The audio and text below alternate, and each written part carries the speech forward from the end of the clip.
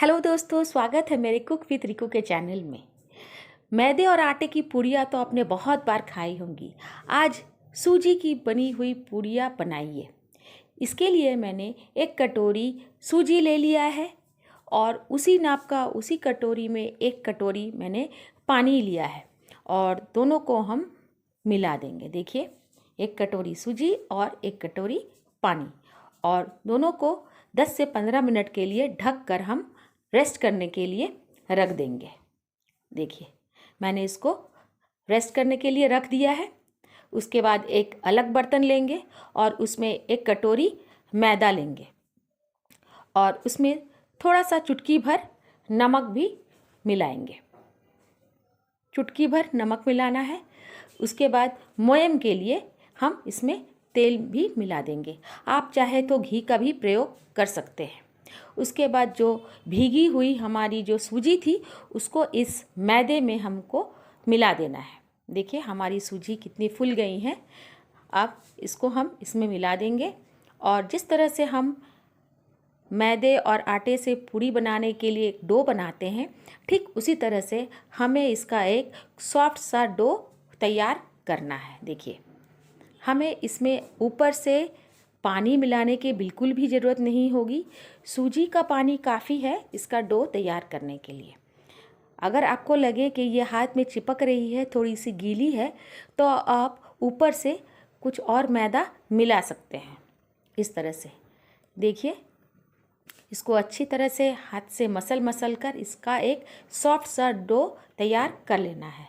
देखिए, मैंने इसका डो तैयार कर लिया है। ये इसको बनाने में, इसको डो तैयार करने में आपको ज़रा भी परेशानी नहीं होगी, आराम से ये मिल जाती है।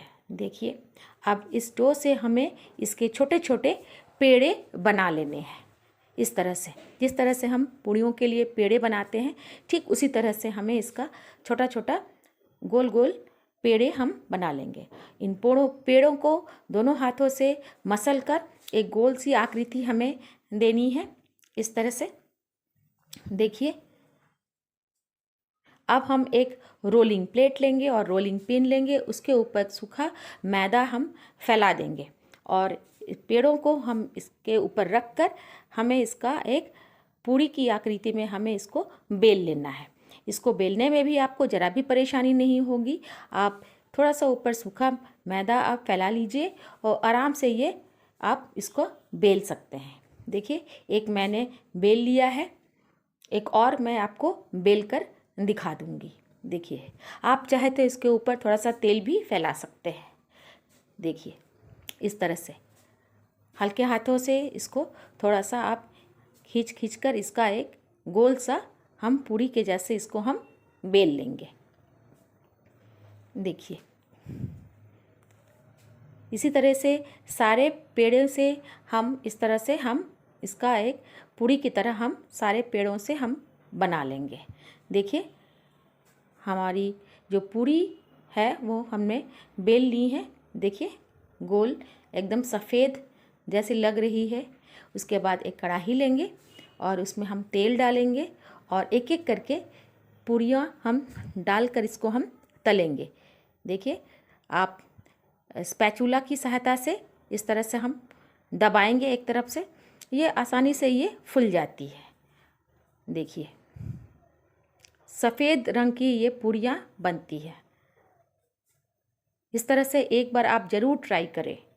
सूजी की पूरी आप एक बार ज़रूर बनाएं। इस तरह से आप पूरियाँ आप किसी भी सब्ज़ी के साथ आप ले सकते हैं।